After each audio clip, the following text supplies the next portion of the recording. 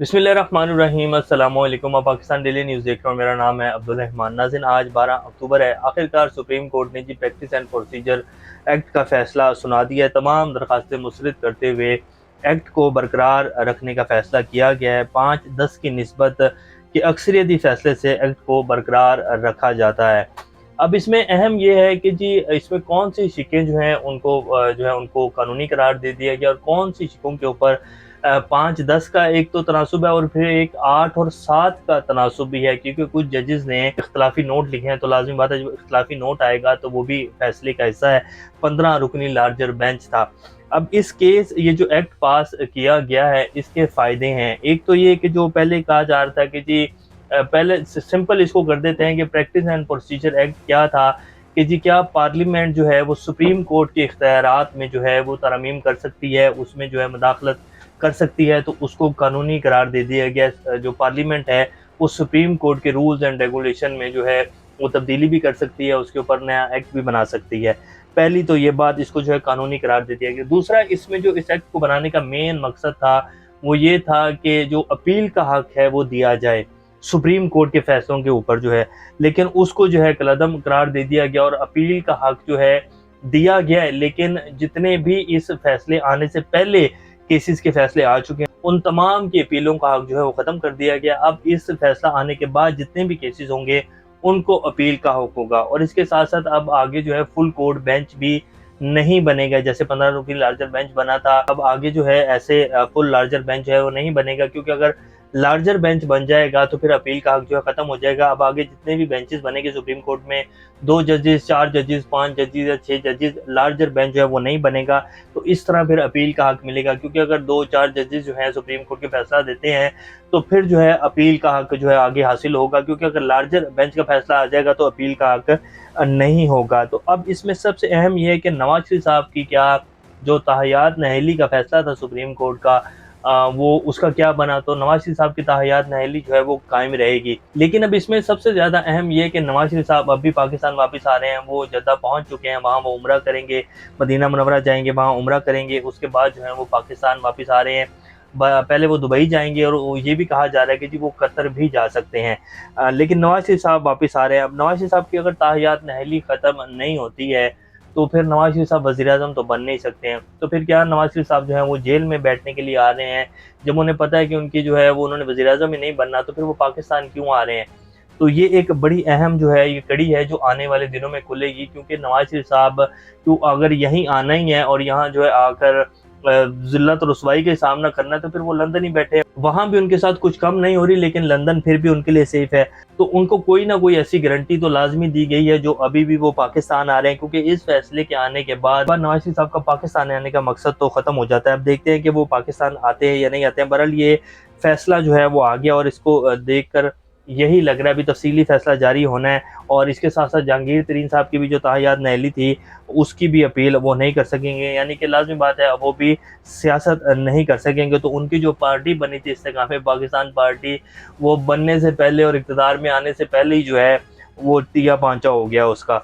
अब आ जाते हैं इमरान खान साहब के केसेस के हवाले से। इमरान खान साहब के खिलाफ जी पिछले 1.5 साल के अंदर 200 जाली केसेस बनाए गए। वो सारे का सारा प्रोपेगेंडा बयानिया फेल हो गया। मीडिया पर इमरान खान साहब को बैन किया गया, वो भी फेल हो गया। 9 मई का फॉल्स फ्लैग ऑपरेशन किया गया, वो भी आपके सामने है कि अवाम ने उसको भी तस्लीम नहीं किया गया। मीडिया पर इमरान खान का नाम लेने पर पाबंदी लगाई गई, वो भी ख़त्म हो गया, फेल हो गया। डील करके उसको भगोड़ा बनाने की कोशिश की गई, ये बयानिया बाकायदा चलाया गया कि इमरान खान डील कर रहे हैं, उन्होंने उससे भी इनकार कर दिया। पार्टी पर पाबंदी की कोशिश, वो भी फेल हो गई। परवेज़ खटक साहब, उस्मान डार और जो चौहान साहब हैं उन्होंने इल्ज़ामात लगाए, वो भी ख़त्म हो गया। रेहाम खान से किताब लिखवाई गई पिछले 3.5 साल में, वो भी ख़त्म। इद्दत और निकाह का बयानिया बनाया गया, वो भी ख़त्म। तोशा खाना केस फारिग, साइफर केस भी आने वाले दिनों में फारिग होने जा रहा है। तो इमरान खान को जितने भी पिछले 1.5 साल में और उससे पिछले 3.5 साल में जो जो बयानिए इमरान खान को ख़त्म करने के लिए बनाए गए, उसका इमरान खान को ही फ़ायदा हुआ है।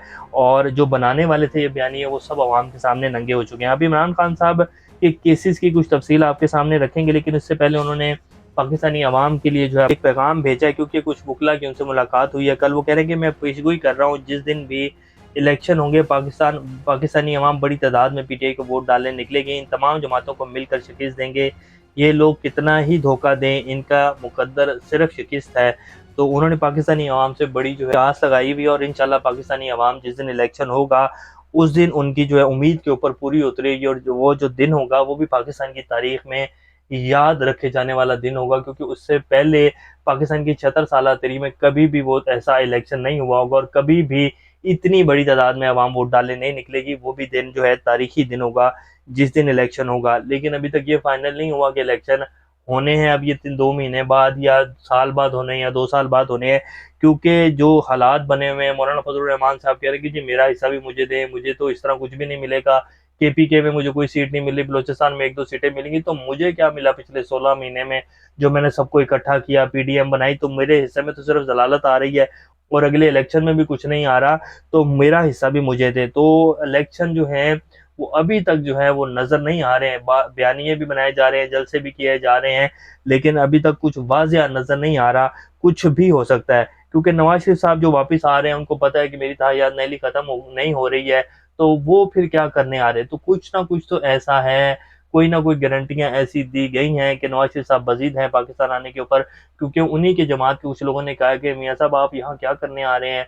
और ये भी कहा जा रहा है कि कल का जो फैसला है प्रैक्टिस एंड प्रोसीजर एक्ट का, शहबाज शरीफ साहब जो है वो बहुत खुश हैं, और शहबाज शरीफ साहब वैसे भी कबूल हैं एस्टेब्लिशमेंट को। तो अब बहुत सारी चीज़ें जो हैं वो चल रही हैं। अब आ जाते हैं इमरान खान साहब के केसेस के ऊपर।